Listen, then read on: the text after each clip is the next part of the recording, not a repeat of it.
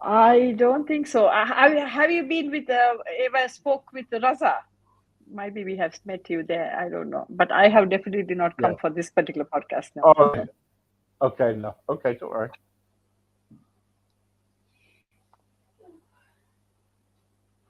Good afternoon, people. Good afternoon. Welcome, welcome.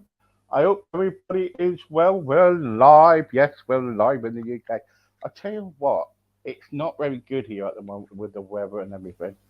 It's really terrible. But hey, who cares, eh? Because I'm indoors, I'm not going to get wet. And anyway, so we've got some fabulous guests today. We've already had a couple today. And what do they call you, Doctor? They call you Doctor Manica? You can just call me Menaca. It's a long name. Pothalingam is my surname. Yeah, Okay. Okay, so you are an actual doctor, yeah, and dentist. and dentist, right? Okay. And how long did you kind of like do dentistry then? Just under 30 years. 30 years, gosh, 30 years. 30 years. I need my teeth sorting out. Oh, it's horrible. They are. Anyway, so when you kind of like, why the dentist? Why? It could be something else. Why do you want to look at people's veneers or their teeth or? Well, just to give a bit of a backdrop, my father is a doctor, and he thought it's a good idea. And a lot of girls or daughters get influenced by what what the parents say, I guess. Um, and I had this phobia about blood when I was very young, and thought dentistry was a better option, and family friendly hours or sociable hours, you would call it. Um, and I think it was just the seed was put in my head in the right time, in the right place, and I decided I want to become a dentist from young, around 10 years. I think when I decided I want to become a dentist, I am a people person, and I like to work with people. Connection is one of my prime values, and I would want to do something to make people better. I think one of my motto is to leave this place better than I found, including people or places. So I think dentistry was a good choice at the time. Yeah, yeah, yeah. Well, at least it makes people smile again, doesn't it? You know what I mean? And happy again. I don't. I never like used to like going to the dentist. I never You're used not to like alone. it. Oh, it's horrible. When they lay you down and they go, right, okay, we're gonna stick this needle there, and it's like that long, and I'm thinking, well, I tell you what, you give me the needle and I'll give it to you, and things like that. But the trouble is, so being a dentist, it's kind of like it's a good profession, you know, and also, you meet a lot of people, but you must have moments where you've had like embarrassing moments, have you? Yes, I do. I still remember when I was a young, not so young actually, but early on in my career, let's put it that way. One of my patients came through with a child, and I was focusing on the child, and I just turned around and said, "Oh, these are the options we can do for your grandson." And it happened to be his son. And I learned that big lesson on that day. Never assume anything, just ask. So it was, like I think the patient's father was almost around 50 years older than him, something like that. So I just kind of assumed it must be the grandson. So it wasn't. So Gosh, I think I will never forget that moment. gosh. What happens if you get people who is kind of like obese, say, who comes in, people who is, I'm a obesity campaigner, and many people come to me and say, Steve, every time I go to the dentist, they ask me about my weight, is it kind of like, would it carry me the bench, the lie down? What do you How do they cope now with dentistry with people is with obesity? The reason being, we are not insured if something happens. If something goes out, like if you sit in the chair and the chair gives up, we are not covered by the insurance because the chair strictly comes with certain weight restrictions. And if we then overrule that, then it is our own liability. The insurance wouldn't cover. And that's the reason. But there are centers that you can refer them to, and they have the facilities I'm not the slim and trim person either, so I totally understand the frustration. But the reason dentists do that is because of that, because they are not covered by anyone if they do it. Actually, they might be penalized because they're putting somebody in their harm. But imagine if you are lying down in a chair and the chair gives up. Yeah, yeah. Um, you must in your kind of like 30 years, you must seen some awkward things, bad things that you had to deal with the teeth and everything.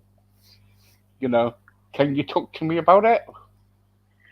I think people get aggressive, people get upset, people get, because you're um, getting delayed or you can't do the treatment then and there. Because I used to do emergency dentistry for a long, long time as well on weekends and bank holidays.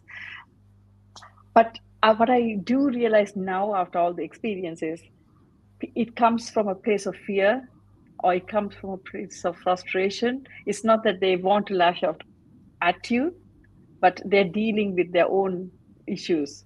And that's Mm, how people have a different ways of coping mechanisms. Unfortunately, that is theirs. And I think knowing that and understanding this has really helped.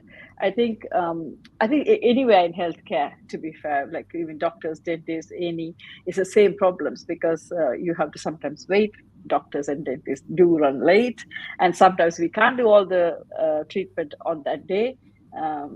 People sometimes come expecting everything is going to be sorted out then and there. It doesn't. And I think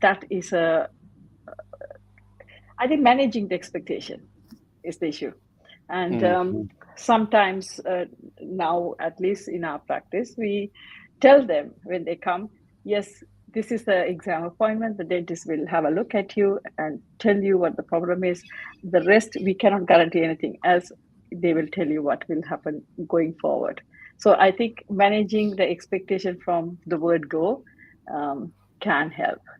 And we also mm, say sometimes, unfortunately, dentists do run late.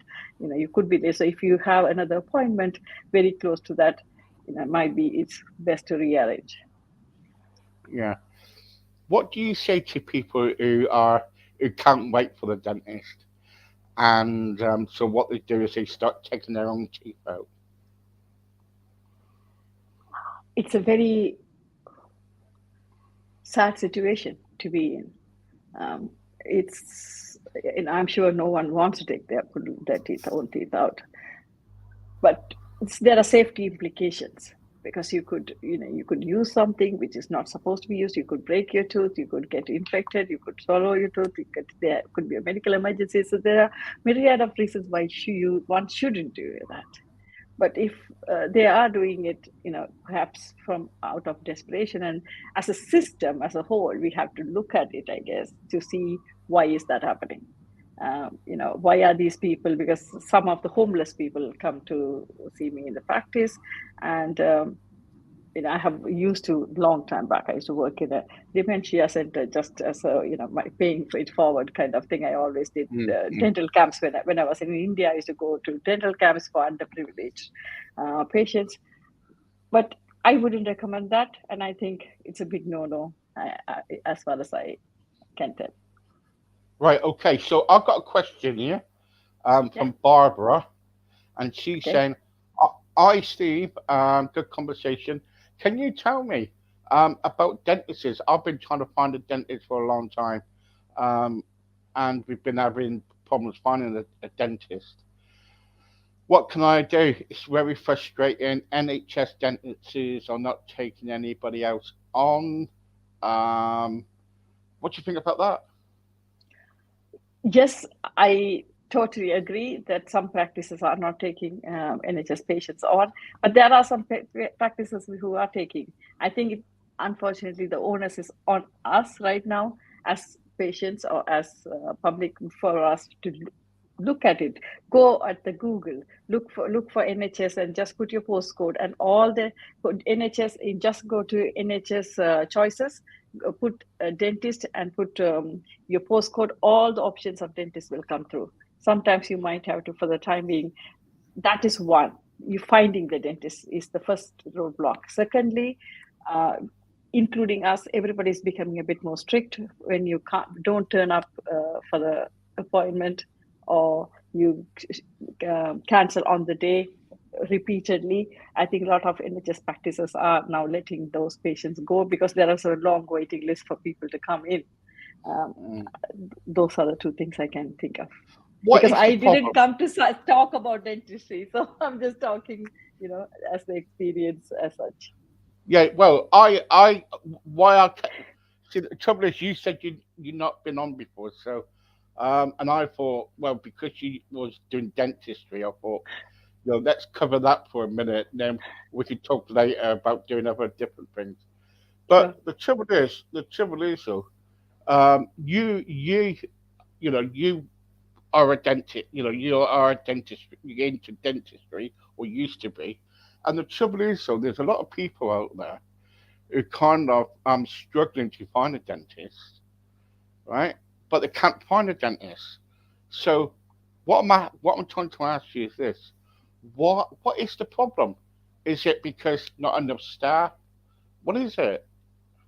I think it's a multiple causes. One is, of course, according to the news survey, I think dentist shortage, staff shortage, yes, rightly you put it, and also because a lot of practices were closed for a few months, or we didn't run in our full capacity for a while, and now we are catching up with the patients who were supposed to be having the treatment done, and obviously, as you would expect, the loyalty lies there because you can't not treat your own patients and get new patients in.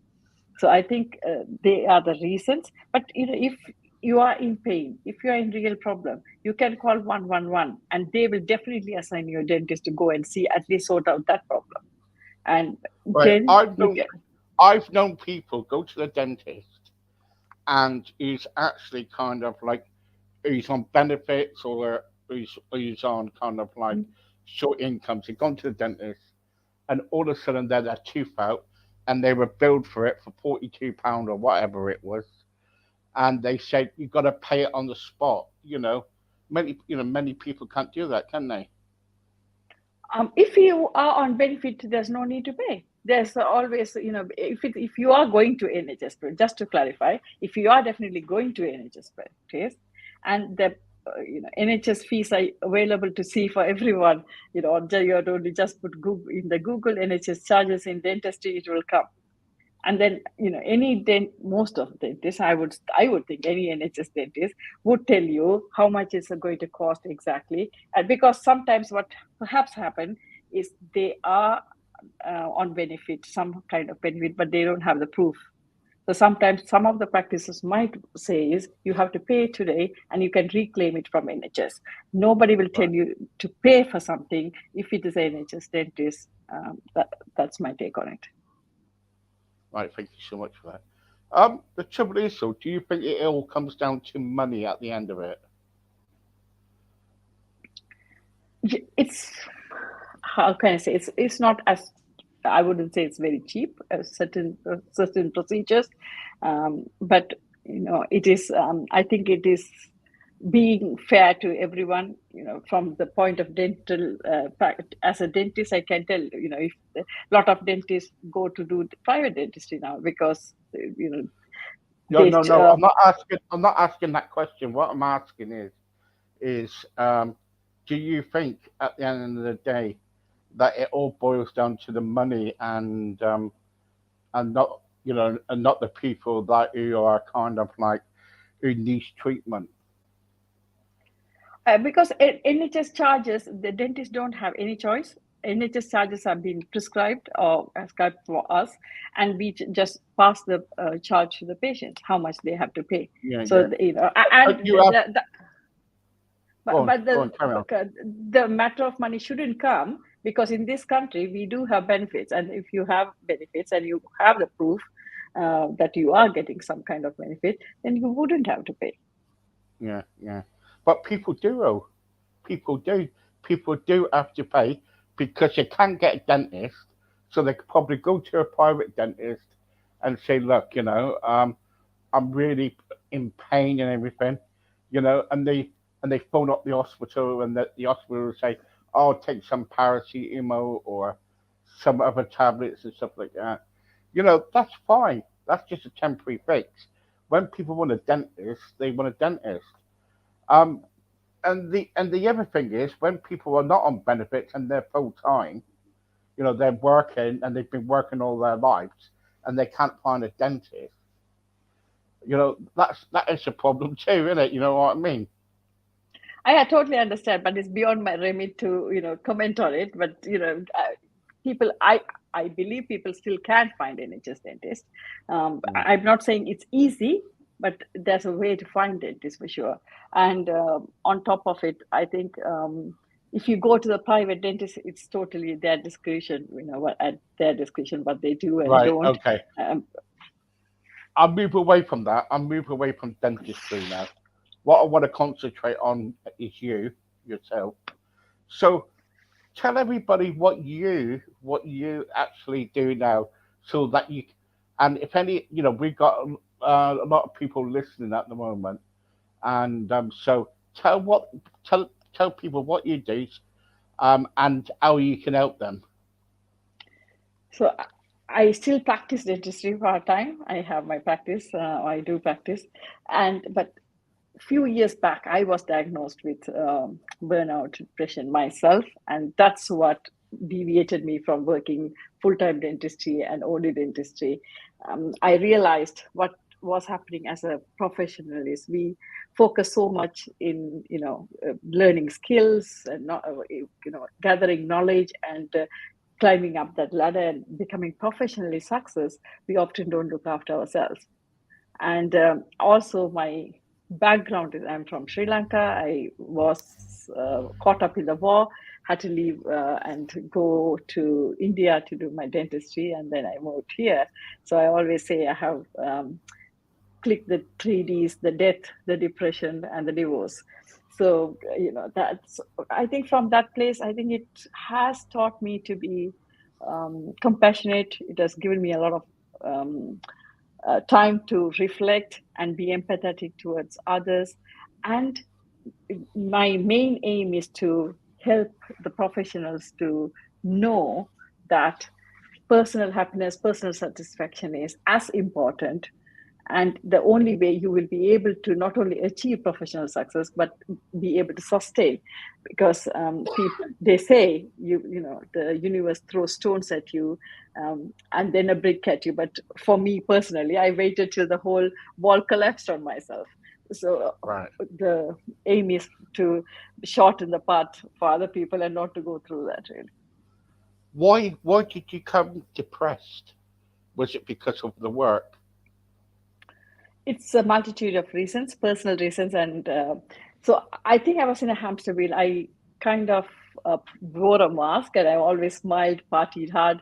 The bigger the problem, my smile became broader. I partied harder, and nobody could really notice what was happening. So I always say, Mhm. yes, I train people in resilience, but I also say you have to be careful, um, that particular person and the people around, to not to make that resilience a problem. Because when someone is strong, like for me, I survived the war, I survived the divorce, so Mm. I thought for myself as well, I was invincible, I can just keep going on and nothing will ever happen to me. And people around me, I guess, had high expectation from me as well in the meantime. So I think it was because I kept taking more and more responsibilities, and at some point it had to give. And for me, the burnout and depression, I would say, was the wake up call. It had to happen for me to change course. Yeah, yeah.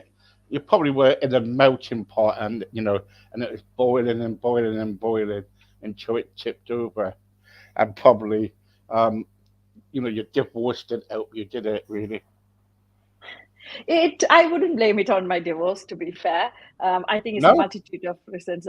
No, I mean, it is what it is. It is how I wish I knew that I had to take time off and reflect and not add too many things into my pot. I don't think I can blame it on any particular thing, like my profession or my divorce, because divorce happens to a lot of people. It is up to us how we then learn to manage that situation. And we all have choices, and sometimes we have to take time off and say, okay, fine, I cannot go at this speed, I have to slow down. And that's what we do, right? Even if it's a bad weather, we are told to put the brakes and just slow down, or take a break and take rest and go to a service station. In life it's the same, but we don't somehow do it. That I think that's Yeah, more of yeah, a yeah. How long was you married for? You don't 10 have to years. tell me. 10 years. 10. That's good, isn't it? 10 years. Yes. No complaints. No complaints. I don't have anybody to blame. I absolutely have nothing to blame. I think I take full responsibility, and I think that is the first best place to start with, I think. Right. Okay. All right. Okay. Good. Good. Um. So so you kind of like went through a bad time, depressed. Then all of a sudden you thought to yourself, right, what I'm going to do, I want to help other people, you know, and you start, and because you do a podcast, don't you? Yes, I do. So how it happened is I went and did hypnotherapy, NLP, loads of courses, including leadership, just to help myself. I wanted to get to the bottom of it to see what was it, didn't help Yeah. me, What or the what problem helped was? me, Yeah. and what I can do. And when I came on the other side, then I went back and trained in hypnotherapy, trained in NLP, trained in leadership, trained in wellness with Stanford University. I already had because I used to train dentists. So I had a, training, teacher's training, postgraduate certificate anyway. So with all that, then I thought, okay, fine. You know, yes, I went through this and I learned it. Perhaps my purpose is now to make sure that I help other people not to go through the same thing. And Mm, I mm. always say, I know what you should do, but more importantly, I know what you shouldn't do. Perhaps that's more important. Coming back to your second thing, yes, I do have a podcast. I mean, I call it a talk show. It's on Sundays. We heavily invest in healthcare, particularly because healthcare, like a lot of doctors and mental health, particularly, they have spoken about myriad of things. We are on our 93rd um, episode this Sunday, so we only do once a week. Well I know done. you do loads. Thank you. And yeah, and we have spoken about, particularly in certain communities. I come from South Asia, like, is living together still a taboo? Is single parenting, getting divorced? We have a different set of roadblocks sometimes as well. So we do speak about those things, including this. Great, great. All right, I will listen to the podcast one day. Thank I you. knew you had one, but I didn't know. Uh, thingy, so I will. What is your? Tell everybody what is your podcast called? Meet Menaca. And yes, it is on Zoom every Sunday. We do live. People can come and join us. And the first 60 minutes is the discussion between, like exactly like how you do it, between the speaker and myself. But after that, the 30 minutes, the audience can ask any questions to the speaker themselves. But the first 60 minutes go then on our YouTube channel, Meet Menaca. Yeah, So yeah, great. all of them are there. Well done, well done. And so, what can you offer clients if clients come to you and say, right, Monica, I want some help. I want you to do something. You know, what can you offer clients that other people can't?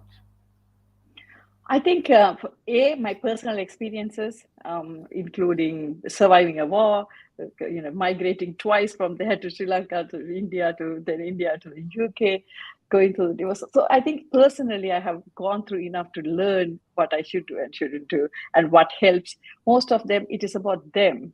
That's what the biggest learning for me, knowing about myself, what is important to me, what matters to them, and then going from there, because I think we always start in the wrong place, what other people want, where we want to go, instead of thinking what suits us, what are our core values, what matters to us, what is our why or a purpose, or like Simon would say, it's like different things, but more.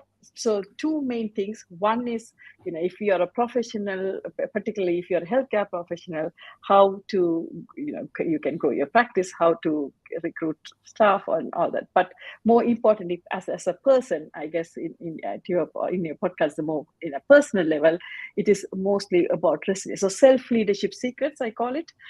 It's how you identify your emotions, how you can adapt, and how they are connected to your habits, what kind of impact it has, how to find out, and how you can change your habits positively, knowing what is causing it so that you can sustain it, and then I go through the performance, the productivity, how can you, and make sure that you have the tools to accelerate your journey all the time. And so you have accountability partners, you have a community to cheer you on to do whatever you have to do.